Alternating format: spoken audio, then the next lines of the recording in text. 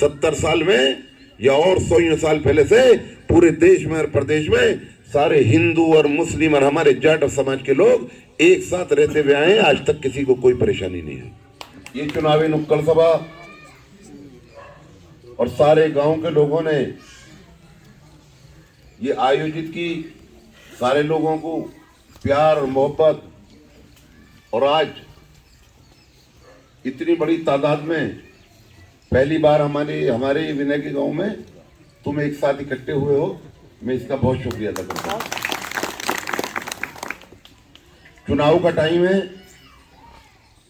और इस हमारी जनसभा के सम्मानित हमारे प्रधान जी, बुजुर्ग अध्यक्ष जी, मंच पर तशरीफ फरमा, छोटे और बड़े भाई, बुजुर्ग, सम्मानित प्रधान, सम्मानित बीडीसी, हमारे यूपी भाई जिन्होंने तुम्हें अभी बहुत सारे शेर सुनाकर थोड़ा हंसाया, और ये हमारा मोटा बबलू जाटव छोटा भाई, मतलूब भाई, चुन्नू भाई, हमारे बहुत ही सम्मानित प्रधान किशोरी से राजेंद्र भाई, छोटा भाई राहुल गुजर, और मुझे नहीं बताता है कहीं भी कि मैं भी गुजर हूं,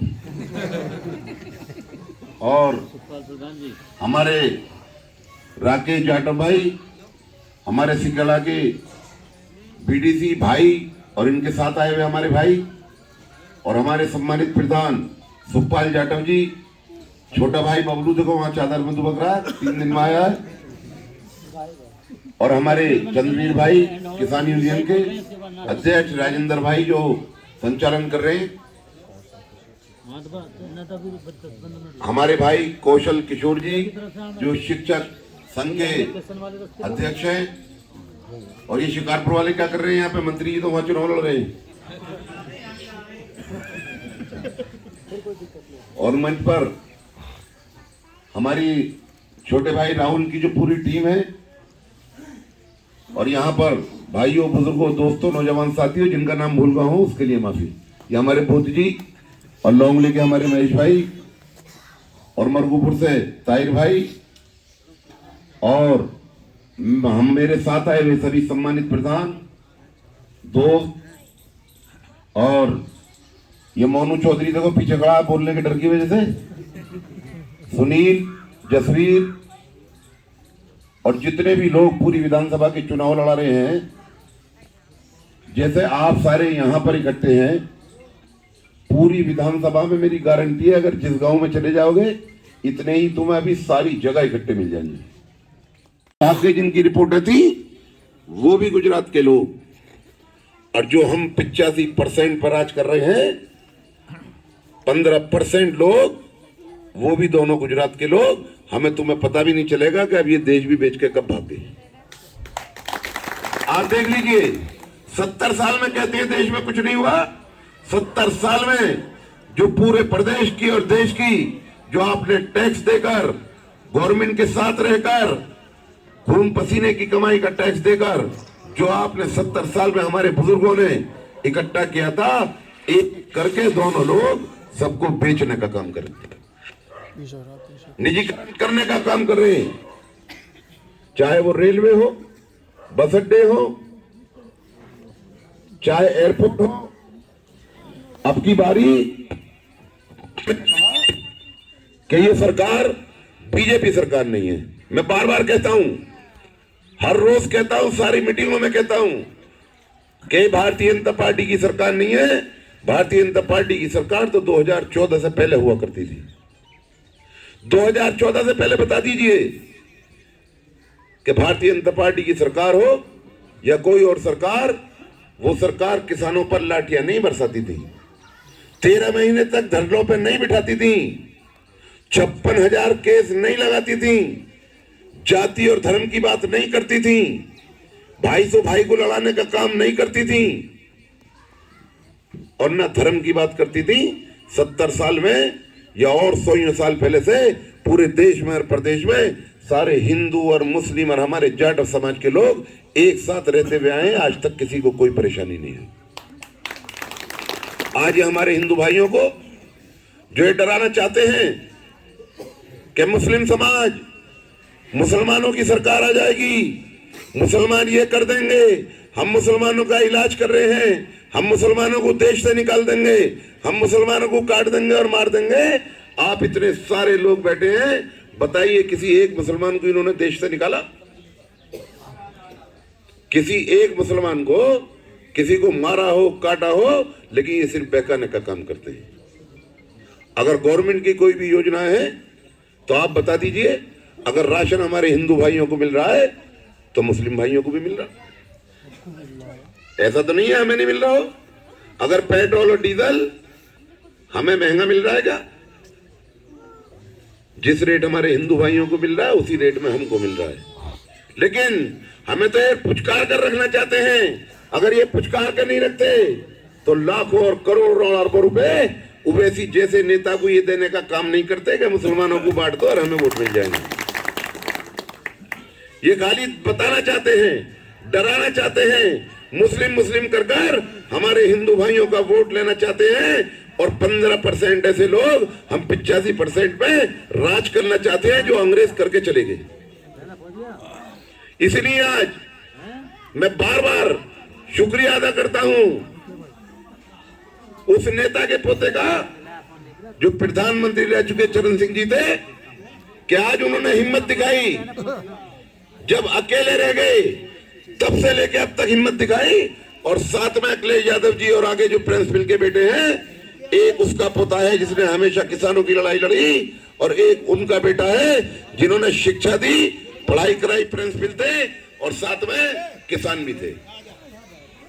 आज उन्होंने हम पर और पूरे प्रदेश के लोगों पर और पूरे देश के लोगों पर यह एहसान किया है कि ऐसा गठबंधन बनाकर खड़ा कर दिया जिसमें आज सारे समाजों के लोग एक साथ खड़े हैं। और मैं कहना चाहूंगा ब्राह्मण समाज के लोगों को, जिसका मैं अभी छोटे भाई इधर से हट जाओ थोड़ा, इसको अभी छोटा भाई खड़ा था, मैंने जिसका नाम लिया हेमंत, मैं सुंदर के नाम से उसको याद करूं। ये उस दिन बता रहा था कि 700 कुछ हमारे ब्राह्मणों का इस 5 साल में एनकाउंटर हुआ है। मुझे पता नहीं था, मान लिया एनकाउंटर कर दिया, बदमाश थे तो कर देते, वरना जेल भेजना चाहिए था, पकड़ना चाहिए था। और अगर एनकाउंटर भी कर दिया तो मैं ब्राह्मण समाज के लोगों से कहना चाहता हूं कि बताइए उस बेटी की क्या गलती है जिसकी शादी को मात्र 48 घंटे हुए थे, जो आज लगभग 3 साल से जेल में। ये शर्म की बात है। इसलिए मैंने कहा भारतीय जनता पार्टी ऐसी नहीं हुआ करती थी। यहां लगभग 40 साल तक बड़े भाई किरणपाल सिंह जी, जिन्होंने तुम्हारी हर लड़ाई लड़ने का काम किया, और जो असली नेता का, विधायक का, सांसद का काम होना चाहिए वो आपका करा कि नहीं करा? मैं कहना चाहता हूं कि ये क्षेत्र भी हिंदू और मुसलमानों का है। क्या सारे लोग तुम मिलकर उनको वोट नहीं देते थे? लेकिन इन्होंने बांटने का काम किया, हमारे उस भाई को भी बहकाने का काम किया। और 1 साल पहले बहका कर ले गए कि हम तुम्हें सांसद बनाएंगे, हम तुम्हें एमएलसी बनाएंगे। बताइए अगर बनाया हो तो। ये नहीं बनाएंगे किसी को भी।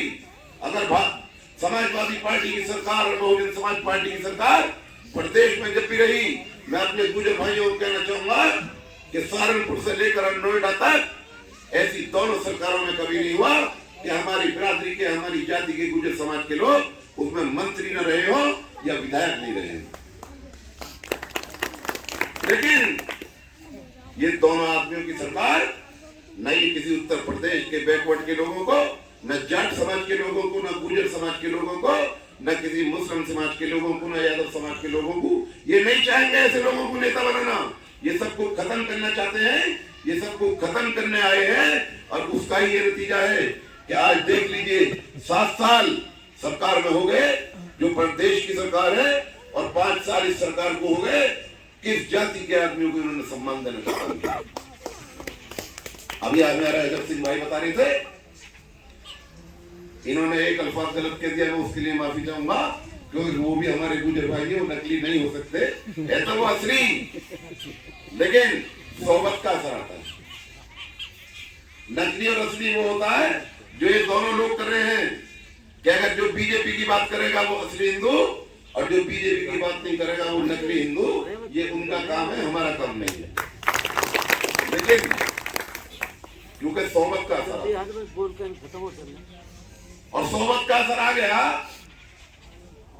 सांसद तो समाजवादी पार्टी से भी थे, बहुजन समाज पार्टी से भी थे, लेकिन ये फर्क आया हमारे मान सम्मान को, गुर्जर समाज के मान सम्मान को उस भाई ने ये ठेस पहुंचाई कि जब समाजवादी पार्टी में सांसद थे तो अखिलेश यादव जी के बराबर में बैठता था, जब बहुजन समाज पार्टी में सांसद थे, जब बहन कुमारी मायावती के बराबर में बैठते थे, और जब से इन दोनों लोगों की नेता इन्होंने सांसद बनाया, आज 17 कुर्सी छोड़कर 18वीं कुर्सी पे बैठने का काम करते हैं।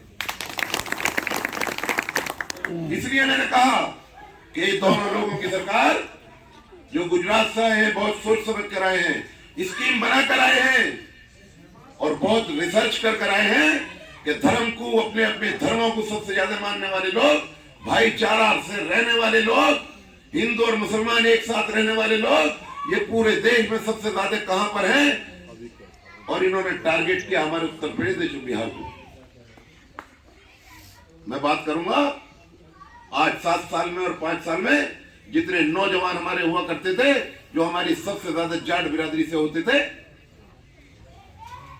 आपने देखा होगा रोड पर तोड़ लगाते थे इस इंतजार में कि हमारी नौकरी निकलेंगी, हमारी वैकेंसी निकलेगी। लेकिन इन्होंने उसके बदले में क्या दिया? आज की डेट में भी आप देख लें, इस 8 दिन में 4 दिन तक पूरा बिहार जलता रहा, और जितने नौजवान हमारे थे उनको लाठी मार मार कर और टांग और बांह तोड़कर जेल में भेजने का काम किया। ये सिर्फ झूठ बोलने का काम करेंगे। 15 लाख का वादा किया ना वो दिया। हमारे प्रदेश में अगर लाइट की बात करेंगे, जो हमारा छोटा भाई राहुल गुजर कह रहे थे, हमारी तो गुजरों की बोली ऐसी है, ऐसे वैसे हो ही जाता है। क्या हमारे दोनों नेताओं ने, जयंत चौधरी जी ने और अखिलेश यादव जी ने एक अनाउंस किया है कि 300 यूनिट लाइट फ्री दी जाएगी। और आप 300 यूनिट लाइट का मतलब जानते हैं? जिन घरों में एसी नहीं होंगे, जिन घरों में हीटर नहीं होंगे, उनका बिल नहीं आएगा, 0 बिल आएगा। और जितने हमारे किसान भाई हैं जिनको बर्बाद कर दिया इस 7 साल में और 5 साल में, उनका जितनी सिंचाई का पानी होगा, जो हमारे खेतों में पानी लगेगा, उसको बिल्कुल फ्री होगा, उसका बिल नहीं जाएगा। और ऐसा पहले भी था, आपको मालूम है, कम से कम और ज्यादा से ज्यादा बिल आया करते थे कि अगर हमारा बिल आता था तो गांवों में मीटर नहीं हुआ करते थे, 100 रुपए, 150 रुपए और 200 रुपए मिनिमम और मैक्सिमम चार्ज हुआ करता था। लेकिन इन्होंने क्या किया? 500 रुपए का राशन दे रहे हैं, लाइट का बिल 2000 का और 3000 का भेज रहे हैं। 500 रुपए का राशन दे रहे हैं, अपना फोटो उस पर 300 रुपए का लगा रहे हैं। 500 रुपए का राशन दे रहे हैं, 120 रुपए लीटर पेट्रोल कर दिया। 500 रुपए का राशन दे रहे हैं और डीजल इन्होंने 100 रुपए लीटर कर दिया। जितने का दे रहे हैं उससे 100 गुना हमसे वापस ले रहे। आज खाली एक ही बात करते हैं कि हमने रोड बना दिए। अरे ऐसे रोड किस काम के? क्या आज हमारा पढ़ने वाला नौजवान अगर गाड़ी लेकर जा रहा है तो जितने पैसे माँ बाप खर्चे को देते हैं वो टूल टैक्स में चले जाते हैं। रोड तो पहले भी बनते थे। इसलिए मैं नौजवानों से कहूंगा कि अभी हमारे बुजुर्ग ने कहा कि पहले नौजवान भटक गए थे, अब क्या मत भटक जाना। अगर 2022 और 2024 में भी आप गलती कर गए तो बुरा नहीं मानना। मैं आपसे साफ कहना चाहता हूं, हमारा कुछ नहीं बिगड़ना है। ना हमारे मुसलमानों पे नौकरियां हैं, ना हमारा आरक्षण है, ना हमें मंत्री बनना है, ना हमें मुख्यमंत्री बनना है, ना हमें प्रधानमंत्री बनना है। हम तो जयंत चौधरी के सिपाही बनकर आए हैं। खाली ज्यादा से ज्यादा विधायक बन जाएंगे और तुम्हारी खिदमत करने का काम करेंगे। इसलिए मैंने कहा पूरे प्रदेश में और देश में ऐसी कोई सीट नहीं है कि जो खाली मुसलमानों से जीत ली जाए या किसी एक जाति से जीत ली जाए। ये हमारे नेताओं ने गठबंधन बनाया है, ये सर्व समाज का गठबंधन है, ये उत्तर प्रदेश की सारी जनता का गठबंधन है, ये भाईचारे का गठबंधन है, ये नौजवानों की नौकरियों के लिए गठबंधन है, ये किसानों की गठबंधन है, और ये दलित समाज की लड़ाई लड़ने का गठबंधन है, जिसको हमारी पार्टी की नेता बहन कुमारी मायावती ने इनके डर की वजह से लड़ना छोड़ दिया था। मैं अपने जाट समाज के भाइयों को कहना चाहता हूं, मैं कल भी तुम्हारे लिए ऐसे ही था। आज भी ऐसा ही हूं, लेकिन एक मजबूती और मिली कि हमारे नेता ने कह दिया कि जैसे दलित समाज की लड़ाई लड़ी जाती थी, वो इस गठबंधन में उससे ज्यादा लड़ी जाएगी। पार्टी की नेता जिन्होंने, हमारी पार्टी की नेता ने, बहन कुमारी मायावती ने, ऐसा नहीं है कि बुरी नेता है या वो बुरी पार्टी थी ना, इसलिए छोड़ी कि देश में और प्रदेश में सारे नेताओं को और सारी पार्टियों के लोगों को जहां इन दोनों लोगों ने खत्म करने का प्ले उठाया, वहीं बहन जी को भी डराकर, चाहे ईडी से या सीबीआई से या भतीजे के जेल के डर में या भाई के जेल के डर में, जिनको घर में बिठाने का काम किया और इसलिए किया कि दलित समाज की लड़ाई न लड़ सके। तो मैं आपको यकीन दिलाना चाहता हूं, इस गठबंधन के साथ, और तुम्हारे भाई हूं मैं, तुम्हारे साथ लड़कर अपने नेताओं के साथ वो लड़ाई जारी रखी जाएगी। जो विचारधारा की लड़ाई है वो हमेशा लड़ते जाएगी। हमारे बड़े भाई मतलब भाई कह रहे भीड़ बहुत है, और जब इतनी भीड़ हो तो कौन बोलना नहीं जाएगा, मैं बोलना जानता ही नहीं। इसलिए आज एक वादा करो कि अपने गांव में भी, बराबर के गांवों में भी, सारी जातियों में भी तुम सारे एक ही भाई हो, सब हिंदुस्तानी हो, सबका खून एक है, खाली उन 15% का अलग है जो हम पर राज कर रहे हैं। और याद रखो, उसका इतिहास किस दिन बता दूंगा, बहुत लंबा इतिहास है। इसलिए मेरे भाइयों, जो जहां मेहनत कर रहा है, आज पूरी विधानसभा में सारे लोग मेहनत कर रहे हैं, पूरे जिले में सारे लोग मेहनत कर रहे हैं, पूरे उत्तर प्रदेश में सारे लोग मेहनत कर रहे हैं। आप भी अपने अपने घरों में नौजवान अपनी मेहनत करें, बुजुर्गों का आशीर्वाद लें और एक एक वोट गठबंधन को देने का काम करें। यहाँ पर गठबंधन का निशान जयंत चौधरी जी का निशान, अखिलेश यादव जी का निशान हैंडपंप है, नल है। 10 तारीख को एक एक वोट हैंडपंप के सामने, नल के सामने वाला बटन दबाकर मुझे विधायक बनाने का काम करें, अखिलेश यादव जी को मुख्यमंत्री बनाने का काम करें, और तैयारी करें आगे की कि जयंत चौधरी जी को प्रधानमंत्री बनाने का काम करें। इसी के साथ मैं अपनी बात खत्म करता हूँ। जय भीम, जय भारत, खुदा हाफिज, जय राष्ट्रीय लोकदल, जय समाज।